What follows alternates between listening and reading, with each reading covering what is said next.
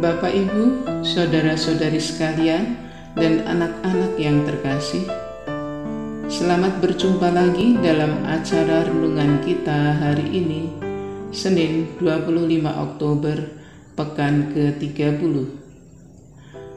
Renungan akan diambil dari Injil hari ini, Lukas bab 13 ayat 10 sampai dengan 17. Marilah kita awali acara kita dengan tanda kemenangan Tuhan Yesus. Dalam nama Bapa dan Putra dan Roh Kudus. Amin. Inilah Injil suci menurut Santo Lukas. Dimuliakanlah Tuhan. Menyembuhkan orang sakit pada hari Sabat. Pada suatu kali, Yesus sedang mengajar dalam salah satu rumah ibadat pada hari Sabat. Di situ ada seorang perempuan yang telah 18 tahun dirasuk roh, sehingga ia sakit sampai bungkuk punggungnya dan tidak dapat berdiri lagi dengan tegak. Ketika Yesus melihat perempuan itu, ia memanggil dia dan berkata kepadanya, "Hai ibu, penyakitmu telah sembuh."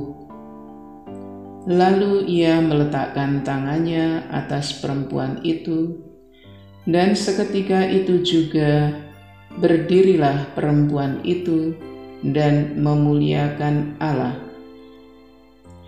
Tetapi kepala rumah ibadat gusar karena Yesus menyembuhkan orang pada hari Sabat.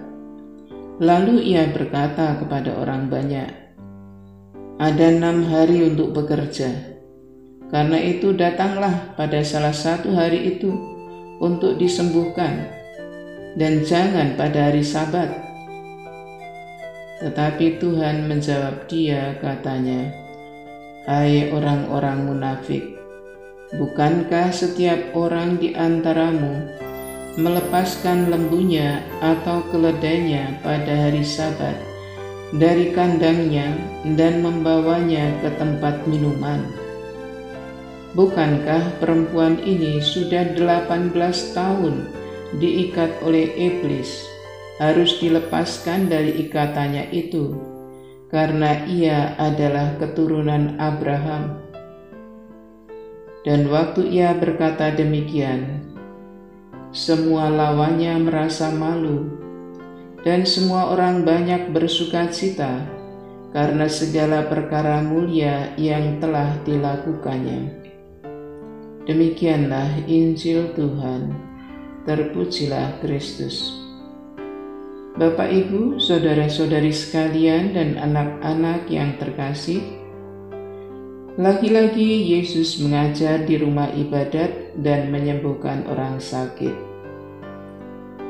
Tidak dikatakan ada orang Farisi dan ahli Taurat dalam kisah ini.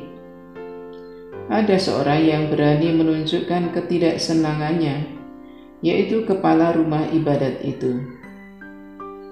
Ia menyatakan dengan suara keras dan mungkin juga dengan nada marah kepada orang banyak, "Kalau mau minta disembuhkan, jangan datang pada hari Sabat."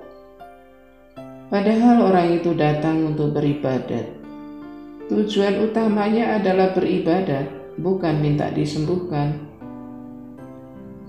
Tuhan Yesus menunjukkan belas kasihannya kepadanya. Bayangkan, orang dirasuk roh sudah 18 tahun, sampai badannya jadi bungkuk. Setan memang selalu merusak manusia. Kita bayangkan betapa menderitanya orang itu. Yesus Sang Penyembuh, Sang Maha Kasih, tidak tega untuk membiarkan orang itu terus-menerus dalam penderitaan.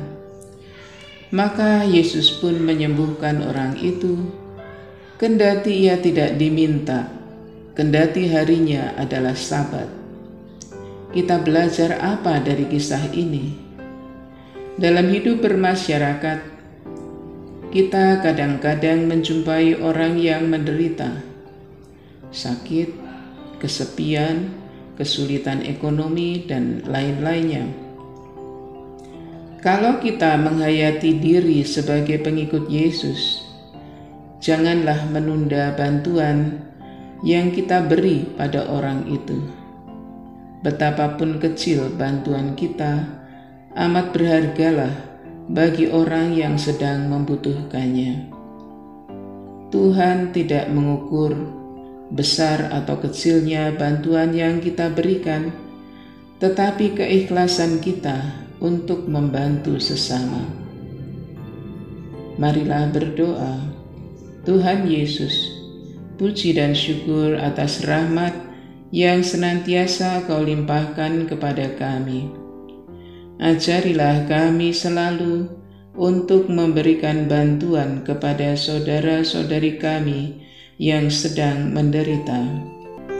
Tuhan, jadikanlah hati kami seperti hati-Mu yang pemurah. Amin. Dalam nama Bapa dan Putra dan Roh Kudus. Amin. Terima kasih. Sampai jumpa lagi. Salam dalam belas kasih Tuhan Yesus.